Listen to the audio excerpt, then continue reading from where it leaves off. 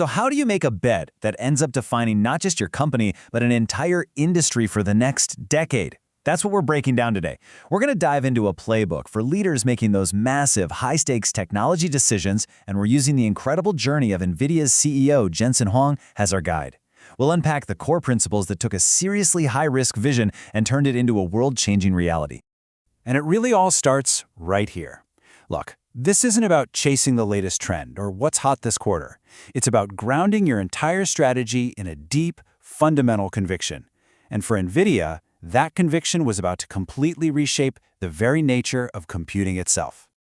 All right, so here's our game plan. We're going to look at the decade-long bet that paid off big time. Then the strategy of building platforms instead of just products. After that, we'll hit the new frontier of training robots in digital worlds, talk about how to actually architect for safety, and finally, wrap up with how you can define your own future. Okay, first up, the absolute foundational principle. Any strategy that's truly going to be transformative needs an anchor, a core belief you're willing to go all in on for the long haul. For NVIDIA, it all kicked off with a really simple observation about how software actually works.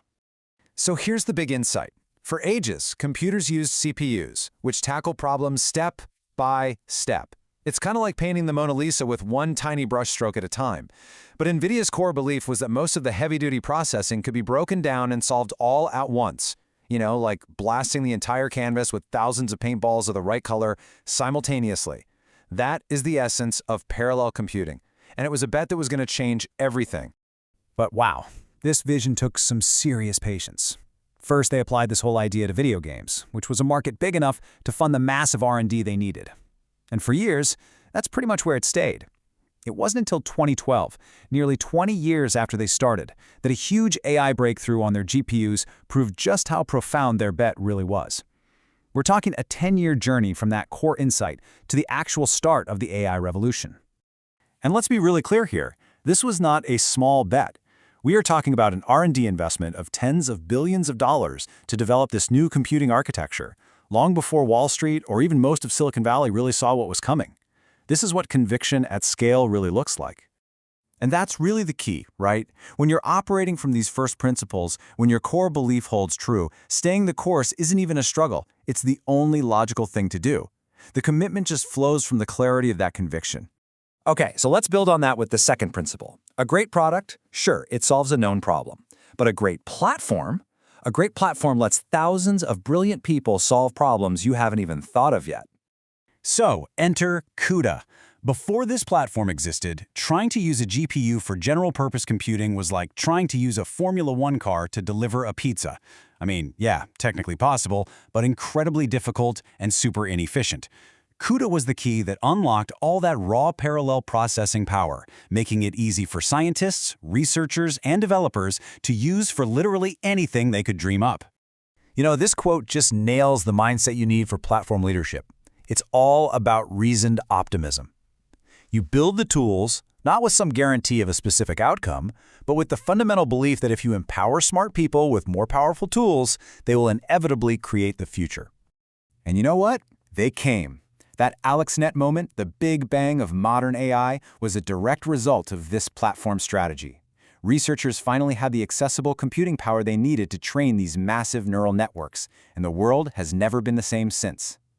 And with all this new computational power unlocked, the next logical step was to apply it to the physical world. Okay, so we've got the computing foundation down. Now, let's look at the next frontier. AI that actually moves around in the physical world, robotics. And this is where things get really challenging for leaders. Here's the fundamental problem, right? Training a robot in the real world is incredibly slow, it's expensive, and it can be really dangerous. For anyone trying to transform industrial automation or logistics, this is the main roadblock. A robot in a warehouse or a car on the road needs millions of hours of experience to be reliable. How on earth do you give it that without breaking the bank, or worse, causing an accident? And this slide just lays out the solution so perfectly. Think about it. How do we stop a language AI like ChatGPT from hallucinating or just making stuff up? We ground it in a source of truth, like a PDF document. Well, NVIDIA is applying that exact same logic to physical AI. They use their Omniverse platform, which is a super realistic digital twin and physics simulator, as the ground truth for a foundational world model AI they call Cosmos. They're basically teaching an AI the laws of physics before it ever takes a single step in the real world. So the playbook here is actually pretty straightforward. First, you build an AI that has a common-sense understanding of physics. Second, you ground that AI in a perfect digital copy of reality. And third, you let it run billions of simulations.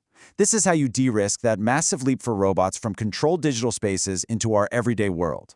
You're generating infinite experience in a fraction of the time with absolutely zero physical risk.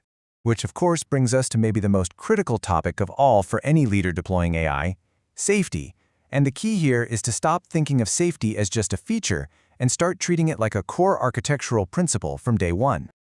Look, the risks are all over the map, but they are all at their core engineering challenges. They range from data issues like hallucination and bias, all the way to functional failures where a self-driving car makes a mistake, or even just a simple hardware breakdown. A leader's job is to architect a system that's resilient to all of them. You can't just solve this with one magic algorithm.